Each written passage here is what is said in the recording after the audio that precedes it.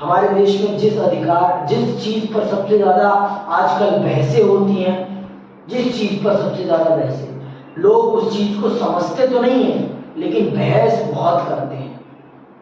कौन सा धर्म है जो एक दूसरे के कत्ल करने की अनुमति देता है? और हमारे टीवी में बातें ऐसी होती है कि अगर उनको छोड़ दिया जाए तो वो वहीं पर एक दूसरे को मार काट डालेंगे। तो आइए समझते हैं कि हमारा संविधान इसके संबंध में क्या कहता है और वो हमें किस प्रकार की धार्मिक स्वतंत्रताएं प्रदान करता है। तो चलिए समझते हैं धार्मिक स्वतंत्रता का अधिकार। चलिए समझते हैं धार्मिक स्वतंत्रता का अधिकार। अपने संविधान के अनुसार प्रत्येक व्यक्ति को अपनी, सुन लो ये ध्यान से सुनना, अपने संविधान के अनुसार प्रत्येक व्यक्ति को अपनी पसंद के धर्म का पालन करने का अधिकार है। समझ में आई बात? अगर पिता का धर्म पुत्र माने या ना माने वो उसके ऊपर है, वो उसके ऊपर है। पिता अपना धर्म पुत्र पर थोप नहीं सकता। वैसे तो ऐसा होता नहीं है, जिस धर्म में पिता होते हैं पुत्र भी उसी धर्म का अनुसरण करता है। तो ये जान लीजिए हमारा संविधान हर व्यक्ति को अपनी पसंद के धर्म का पालन करने का अधिकार देता है। समझ में आई बात? अपनी पसंद मतलब आप अपनी विवेक का प्रयोग करके चयन कर रहे हैं। आप किसी के दबाव में किसी धर्म को स्वीकार नहीं कर सकते। समझ में आई बात? आप किसी के दबाव में आकर किसी धर्म को स्वीकार नहीं कर सकते। अगर आप किसी के दबाव में धर्म को स्वीकार कर रहे हैं तो वो धर्म ही आपको स्वीकार नहीं करेगा। पर पता नहीं औरंगजेब के जमाने में धर्म परिवर्तन होता है बड़े स्तर पर, वो भी जबरदस्ती, और इस्लाम पता नहीं कैसे उन लोगों को एक्सेप्ट कर लेता है। मैं तो मानता हूँ कोई भी धर्म जबरदस्ती किसी के ऊपर थोपा जाता है तो कभी भी वो धर्म उस व्यक्ति को ही अपने धर्म में स्वीकार नहीं करता। मेरा मानना है, मेरा व्यक्तिगत ये मानना है कि अगर आप किसी भी व्यक्ति को कोई भी धर्म जबरदस्ती स्वीकारवाते हैं तो वो धर्म ही कभी उस व्यक्ति को स्वीकार नहीं पाता। ये मेरा मानना है। औरंगजेब के शासनकाल में बहुत बड़े स्तर पर धर्म परिवर्तन का खेल खेला जाता है। लोगों को तलवार की नोक पर धर्म परिवर्तन कराया जाता है, जो कि मैं मानता हूं सरासर गलत था, इसीलिए बहुत आप सुनते होंगे बहुत से धर्मावलंबियों को वो कहते हैं कि भारत में जितने भी मुसलमान हैं वो सारे के सारे कन्वर्टेड है, वो सबके सब हिंदू हैं। तो ये कोई गलत बात नहीं है, ये कोई असत्य बात नहीं है, सत्य है। ये भारत में जितने भी मुसलमान हैं अधिकतर 95% मुसलमान हिंदू ही था, सनातनी ही था। समझ में आई बात? सनातन पद्धति से ही भारत का संचालन होता था। समझ में आई बात? तो यहाँ पर जितने भी मुसलमान हैं उनमें से 95% मुसलमान कन्वर्टेड मुसलमान हैं। वो भी दबाव में। समझ में आई बात?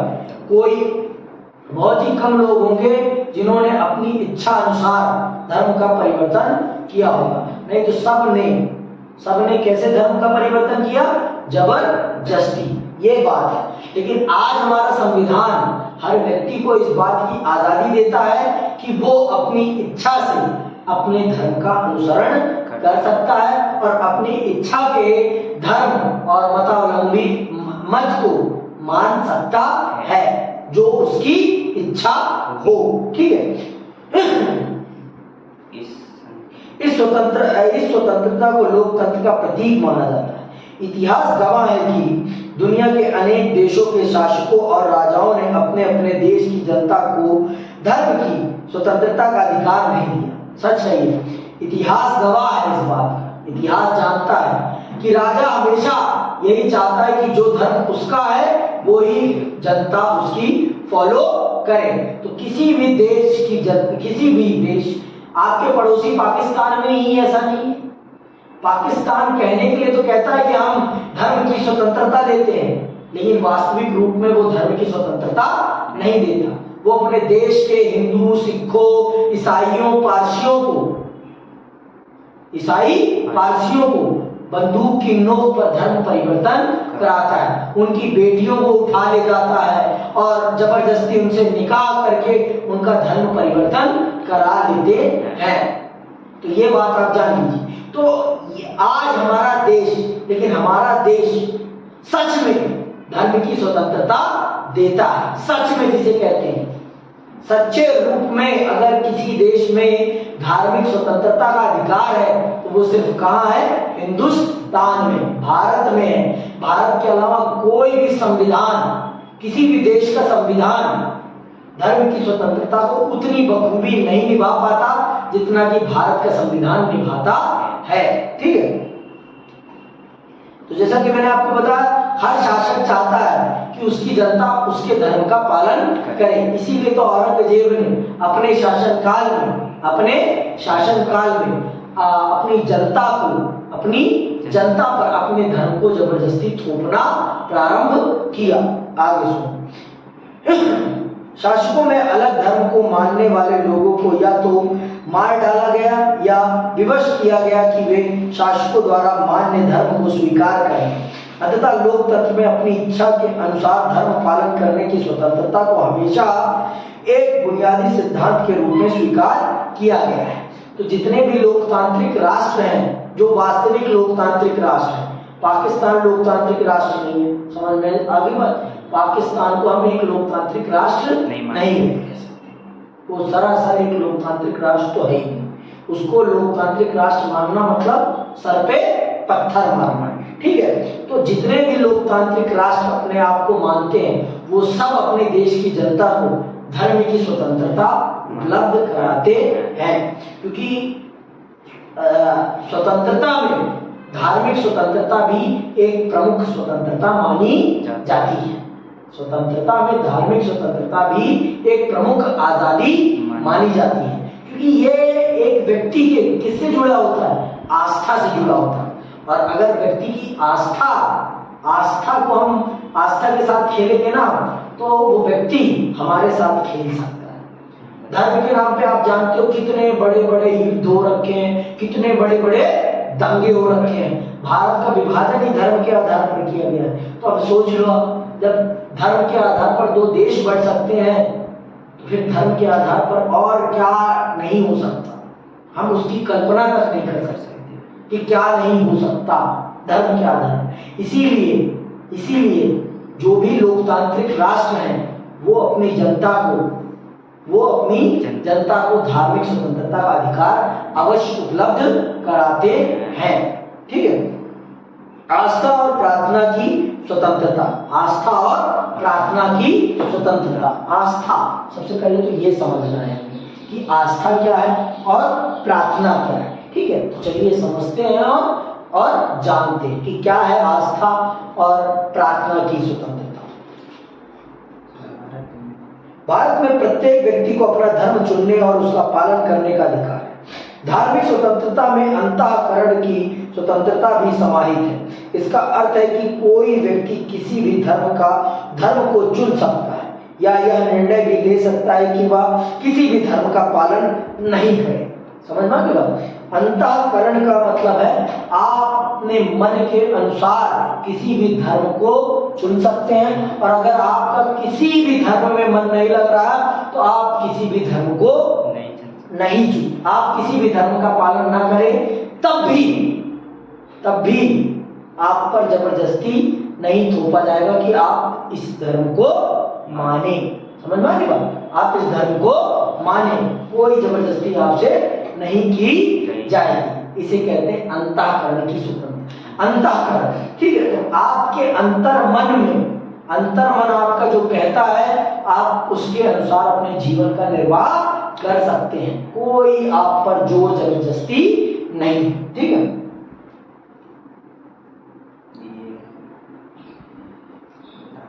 इसका अर्थ है कि कोई व्यक्ति किसी भी धर्म का चुनाव कर सकता है या यह निर्णय भी ले सकता है कि वह किसी भी धर्म का पालन नहीं करेगा। धार्मिक स्वतंत्रता का यह भी अर्थ है कि सभी व्यक्तियों को अपने धर्म को अबाध रूप से मानने, उसके अनुसार आचरण करने और प्रचार करने का समान हक होगा। मतलब हमारा देश धार्मिक स्वतंत्रता के अंतर्गत हर व्यक्ति को ये स्वतंत्रता उपलब्ध कराता है, वो अपने धर्म का पालन स्वतंत्र रूप से कर सकता है और उसके द्वारा दिए गए आचरणों का पालन कर सकता है। मतलब उनके जैसे वस्त्र हैं, जिस प्रकार का उनका धर्म वस्त्र पहनने को कहता है उस प्रकार के वो वस्त्र पहन सकते हैं। तो जैसे आप देखते हैं सिखों को पगड़ी बांधने का, और इस्लाम में जो लोग हैं उनको टोपी रखने का, और जो भी उनका आचरण है वो और शांतिपूर्ण तरीके से अपने धर्म के प्रचार करने का भी अधिकार है। लेकिन ये बात सुन लो, पर किसी के ऊपर आप अपने धर्म को जबरदस्ती थोप नहीं सकते हैं। अगर आप उसके इच्छा के विरुद्ध अपने धर्म को उसके ऊपर थोपते हैं तो आपको कानूनी दंड का सामना करना पड़ सकता है। क्योंकि हमारे देश में धर्म की स्वतंत्रता का ये अर्थ नहीं है कि आप किसी के भी ऊपर अपने धर्म को जबरदस्ती थोपें। समझ में आई बात? आप किसी के ऊपर अपने धर्म को जबरदस्ती नहीं थोप सकते हैं। ठीक,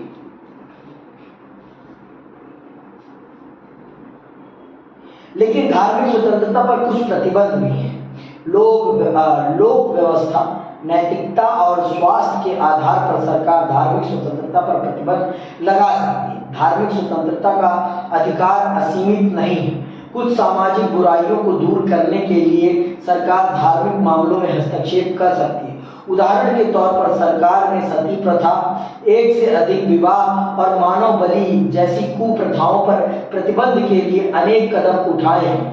ऐसे प्रतिबंधों को धार्मिक स्वतंत्रता के अधिकार में हस्तक्षेप नहीं माना जा सकता। अब जैसे बहुत सारे, अब जैसे इस्लाम में है, एक व्यक्ति किसी भी महिला को तलाक तलाक तलाक कहकर उससे तलाक ले सकता है। तो सरकार ने इस प्रकार की कुप्रथाओं को प्रतिबंधित किया और हम इसे धर्म में हस्तक्षेप नहीं कह सकते। क्यों? क्योंकि आपकी इस कुप्रथा के कारण किसी भी व्यक्ति की जिंदगी बर्बाद हो जाती है, किसी भी व्यक्ति की जिंदगी। और कोई भी धर्म ये नहीं कहता कि आप धर्म के कारण किसी भी व्यक्ति की जिंदगी को तबाह कर दें। धर्म तो कहता है कि जिंदगी आबाद करो, बर्बाद नहीं। जिंदगी आबाद करना धर्म का काम है, जिंदगी को बर्बाद करना धर्म का काम नहीं। तो अगर जैसे हिंदू धर्म में सती प्रथा थी, पति मर गया तो पति के ऊपर पत्नी को बिठाकर जिंदा जला दिया जाना कहीं से उचित था?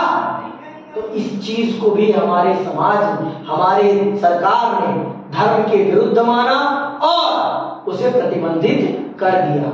और जैसे पहले मानव बलि का प्रावधान था, तो लोग अपनी इच्छाओं की पूर्ति के लिए मानव बलि दिया करते थे, बच्चों की बलि दिया करते थे। तो इस प्रकार की कुप्रथाओं को भी, जो धर्म के नाम पर कुप्रथाएं चली आ रही थी, सरकार ने उन कुप्रथाओं पर भी बैन लगाया और कहा कि ये धर्म के सरासर विरुद्ध है, धर्म के सरासर विरुद्ध है। ये कोई भी धर्म ये नहीं कहता कि आप अपनी इच्छा पूर्ति के लिए किसी और की हत्या करें। तो इस प्रकार की जितनी भी कुप्रथाएं हैं उनको समाप्त करना, आप ये नहीं कह सकते कि आप हमारे धार्मिक स्वतंत्रता में हस्तक्षेप कर रहे हैं। आप ये नहीं कह सकते, क्योंकि कोई भी धर्म किसी को नुकसान पहुंचाना नहीं सिखाता। हर धर्म का सिद्धांत है प्रेम और सदाचार। और अगर आप अपने धर्म के माध्यम से कोई ऐसी रीति चला रहे हैं जिससे कि लोगों को परेशानियां हो रही है, तो वो सरासर अन्यायपूर्ण है और वो धर्म की प्रक्रिया में नहीं आती, वो कुरीति में आती है। और अगर सरकार उस कुरीति को समाप्त करती है तो वो धर्म में हस्तक्षेप नहीं मानी जा सकती। समझ में आई बात? और उसे आप धर्म में हस्तक्षेप नहीं कह सकते हैं। ठीक, आगे सुनो। धार्मिक स्वतंत्रता के अधिकार पर नियंत्रण लगाने से विभिन्न धर्म के मानने वालों और सरकार के बीच अक्सर ही तनावपूर्ण स्थितियां पैदा होती हैं। जब भी किसी धार्मिक समुदाय के कुछ क्रियाकलापों पर सरकार नियंत्रण लगाती है तो उस समुदाय के लोग क्या महसूस करते हैं कि वह उनके धर्म में एक हस्तक्षेप है। वह महसूस करते हैं कि उनके धर्म में एक हस्तक्षेप है। देखो, सरकार को कभी समाज को समान बनाने के लिए कुछ चीजें ऐसी करनी पड़ती हैं जिससे कि लोगों को लगने लगता है कि उनके धर्म में हस्तक्षेप है। जैसे इस्लाम में है कि एक व्यक्ति 3, 4, 5 शादियां कर सकता है। लेकिन यार, ये आप बात जान लीजिए, आपको शादी करने का अधिकार तो दिया गया है, लेकिन इसका मतलब ये नहीं है कि आप एक शादी करें तो दूसरी को तलाक दें। जिंदगी बर्बाद करने का आपको अधिकार नहीं दिया गया है। शादी करने का अधिकार है तो इसका मतलब ये नहीं है कि आप जिंदगियां बर्बाद करते चले। जिंदगी बर्बाद करने का आपको अधिकार नहीं दिया गया है। तो अगर सरकार विवाह के नियम पर एक रूपता लाती है समाज में कि एक व्यक्ति को एक समय पर एक ही विवाह करने का अधिकार होना चाहिए, ये कहीं से भी मैं इसे गलत नहीं मानूंगा, क्योंकि हमारा समाज महिला को भी उतना ही समान अधिकार देता है और पुरुष को भी उतना ही समान अधिकार देता है। तो अगर हम समाज को लिंग भेद से बाहर निकालना चाहते हैं तो हर धर्म की महिलाओं को एक समान अधिकार मिलना बहुत जरूरी है। नहीं तो आप धर्म के नाम पर महिलाओं का शोषण करते रहेंगे और फिर आप उसे न्यायोचित ठहराते रहेंगे। ईश्वर या अल्लाह दोनों को एक समान मानता है, पुरुष को भी एक समान मानता है और महिला को भी एक समान। वो दोनों को ही इंसान मानता है, उनमें कोई भेदभाव नहीं करता। तो हम इंसान कौन होते हैं उनके बीच में भेदभाव करने वाले लिंग के आधार पर? तो अगर हमारे अंदर ये काबिलियत नहीं है कि हम किसी की जिंदगी को आबाद कर सकें, तो हमारे पास ये अधिकार भी नहीं है कि हम किसी की जिंदगी को बर्बाद करें। तो अगर सरकार लैंगिक समानता को स्थापित करने के लिए जो कुछ धर्मों में कुरीतियां हैं, उन कुरीतियों को समाप्त करता है, तो मैं कभी भी उसे गलत नहीं मानूं, कभी भी उसे मैं धर्म में हस्तक्षेप नहीं मानूं। समझना कि तो जैसे इस्लाम में बहुविवाह है और अगर सरकार बहुविवाह पर प्रतिबंध लगाती है तो मैं इसे सीधे तौर पर न्यायोचित ठहराऊंगा। क्यों? क्योंकि ये महिलाओं को समान अधिकार मुहैया कराएगा। और भारत का संविधान कहता भी है कि हमारे देश में लिंग के आधार पर किसी के साथ भी भेदभाव नहीं किया जा सकता। पर इस्लाम में ऐसा है।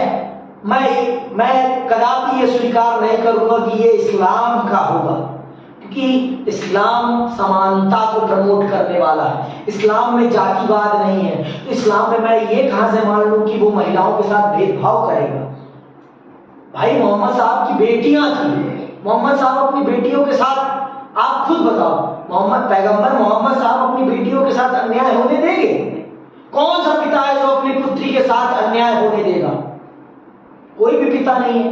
तो अगर इस्लाम में ये बहुविवाह है तो ये इस्लाम का धार्मिक मामला नहीं है। ये कुछ लोगों ने अपने पर्सनल हितों को साधने के लिए, अपनी फैंटेसीज को पूरा करने के लिए ये कुरीति इस्लाम में जोड़ी है। नहीं तो मैं कदापि ये स्वीकार नहीं करता कि इस्लाम बहुविवाह को प्रमोट करता है। समझना की बात? तो सरकार आज यूनिफॉर्म सिविल कोड लाने का प्रयास कर रही है, जिसमें सभी धर्मों को एक समान करने का, एक रूपता लाने का प्रयत्न किया जा रहा है कि जो धर्मों में कुरीतियां हैं उन कुरीतियों को समाप्त किया जाए और सभी धर्मों को एक सही रास्ता प्रदान किया जाए। तो मैं कहीं भी उस यूनिफॉर्म सिविल कोड का विरोध नहीं करना चाहता, क्योंकि सही है। जो गलत है धर्म में भी, क्योंकि समय के साथ चीजों में परिवर्तन होना बहुत जरूरी है, समय की दरकार है। आज समय की दरकार है कि समय के साथ चीजों में परिवर्तन होना चाहिए, समय के साथ परिवर्तन होना चाहिए, और जो समय के साथ परिवर्तन नहीं करेगा वो समाप्त हो जाएगा, वो समाप्त हो जाएगा। तो आगे सुनो। एक अन्य कारण से भी धार्मिक स्वतंत्रता राजनीतिक विवाद का विषय बन जाती है। संविधान ने सभी को अपने धर्म का प्रचार करने की स्वतंत्रता दी है। इसमें लोगों को एक धर्म से दूसरे धर्म में परिवर्तन के लिए मनाने का अधिकार भी शामिल है, लेकिन कुछ लोग धर्म परिवर्तन का विरोध करते हैं। उनका मानना है कि धर्मांतरण भय या लालच के आधार पर कराए जाते हैं। संविधान भी जबरन धर्म परिवर्तन की इजाजत नहीं देता, वह हमें केवल अपने धर्म के बारे में सूचनाएं प्रसारित करने का अधिकार देता है। इससे हम दूसरों को अपने धर्म की ओर आकर्षित कर सकते हैं। देखो, आप सब जानते हो कि धर्म परिवर्तन बहुत ही कम होता है जो वैचारिक स्तर पर किया जाए। हमेशा धर्म का परिवर्तन का आधार या तो जबरदस्ती होता है या तो लालच होता है। इन्हीं दो आधारों पर हमारे देश में या बहुत बड़े समाज में, विश्व में धर्म परिवर्तन इन्हीं आधारों पर किया जाता है। किन आधारों पर? जबरदस्ती या लालच। वैचारिक आधार पर धर्म परिवर्तन तो हमारे समाज में बहुत ही कम है।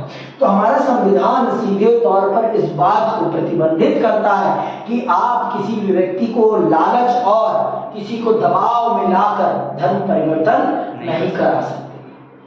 आपको अपने धर्म के प्रचार प्रसार की आजादी है, तो इसका मतलब ये नहीं है कि आप किसी पर अपने धर्म को जबरदस्ती थोपें, किसी पर अपना धर्म जबरदस्ती थोपे। सिर्फ आपको इतनी आजादी है कि आप अपने धर्म के विचारों को लोगों तक फैला सकते हैं, सुना सकते हैं, बता सकते हैं, और फिर अगर वो आपके विचारों से आकर्षित होते हैं तब जाकर धर्म का अगर वो धर्म परिवर्तन कर रहे हैं तो उसे गैर कानूनी नहीं माना जाए। लेकिन लालच देकर और दबाव में अगर आप किसी से धर्म परिवर्तन कराते हैं तो वो सरासर संवैधानिक रूप से गलत है। सरासर वो संवैधानिक रूप से गलत है। समझ में क्यों? वो सरासर संवैधानिक रूप से गलत है और आपको उसके लिए दंडित भी किया जा सकता है। आगे सुनो। सभी धर्मों की समानता। और हमारा देश एक ऐसा देश है कि हमारा देश सभी धर्मों को एक समान दृष्टि से देखता है। न मुसलमान को कम देखता है, न हिंदू को कम देखता है, न क्रिश्चियन को, न ईसाई को, न सिख को, न बौद्ध को, न जैन। सभी धर्मों को एक समान अधिकार देता है हमारा देश, क्योंकि हमारा देश धर्म से नहीं संविधान से चलता है। हमारा देश संविधान से चलता है, इसीलिए हमारा देश सभी धर्मों को एक समान अधिकार देता है। ठीक है, सुनो। विभिन्न धर्मावलंबियों का देश होने के कारण यह जरूरी है कि सरकार विभिन्न धर्मों के साथ समानता का बर्ताव करे। इसका अर्थ यह भी है कि सरकार किसी विशेष धर्म का पक्ष नहीं लेगी। भारत का कोई राजकीय धर्म नहीं है, जैसे पाकिस्तान का राजकीय धर्म क्या है? इस्लाम। लेकिन भारत का कोई राजकीय धर्म नहीं। भारत का कोई राजकीय धर्म नहीं है। भारत अपने देश में रहने वाले सभी धर्मों की जनता को एक समान अधिकार देता है। हमारे देश में धर्म के आधार पर अधिकारों के बंटवारे में कोई भेदभाव नहीं है। ये बात जानो, ठीक है। इसका अर्थ यह भी है कि सरकार किसी विशेष धर्म का पक्ष नहीं लेगी। भारत का कोई राजकीय धर्म नहीं है। भारत के राष्ट्रपति, प्रधानमंत्री, न्यायाधीश या अन्य किसी सार्वजनिक पद पर कार्य करने के लिए हमें किसी धर्म विशेष का सदस्य होना जरूरी नहीं है। मतलब आप प्रधानमंत्री, राष्ट्रपति, मुख्यमंत्री और न्यायाधीश बनने के लिए आपका किसी विशेष धर्म का होना जरूरी नहीं। भारत में कोई भी धर्म का व्यक्ति राष्ट्रपति भी बन सकता है, प्रधानमंत्री भी बन सकता है और मुख्यमंत्री भी बन सकता है। आपका प्रधानमंत्री, मुख्यमंत्री, न्यायाधीश बनने के लिए किसी विशेष धर्म का होना जरूरी नहीं। लेकिन पाकिस्तान में इसके विपरीत है। वहां अगर आपको प्रधानमंत्री, मुख्यमंत्री बनना है और राष्ट्रपति बनना है तो आपका मुस्लिम होना जरूरी है। बिना मुस्लिम हुए आप वहां के प्रधानमंत्री, मुख्यमंत्री या कहिए राष्ट्रपति नहीं बन सकते हैं। ठीक, तो आगे सुनो। समानता के अधिकार के अंतर्गत भी हमने देखा कि सभी नागरिकों को इस बात की गारंटी दी गई है कि सरकारी नौकरियों में नियुक्ति के संबंध में सरकार धर्म के आधार पर भेदभाव नहीं करेगी। राज्य द्वारा संचालित शैक्षणिक संस्थानों में न तो किसी धर्म का प्रचार किया जाएगा, न ही कोई धार्मिक शिक्षा दी जाएगी और न ही उनमें प्रवेश के लिए किसी धर्म को वरीयता दी जाएगी। इस प्रावधान से धर्मनिरपेक्षता को जीवन और बल मिलता है। और हमारे देश में आप जैसा कि जान ही गए हैं समानता के अधिकार के अंतर्गत कि आपको भारत सरकार की नौकरियों अथवा राज्य सरकार की नौकरियों को प्राप्त करने के लिए किसी विशेष धर्म का होना जरूरी नहीं, चाहे आप धर्म माने या ना माने। अगर आपके अंदर योग्यता है तो आप उस नौकरी को, उस पद को प्राप्त कर सकते हैं। और हमारे देश के शैक्षिक संस्थानों में किसी भी धर्म के प्रचार प्रसार की अनुमति नहीं, न किसी प्रकार की धार्मिक शिक्षा की अनुमति है। ठीक, तो आज के लिए बस इतना ही। इसी के साथ मैं आप सबसे विदा लेता हूँ। जय हिंद, जय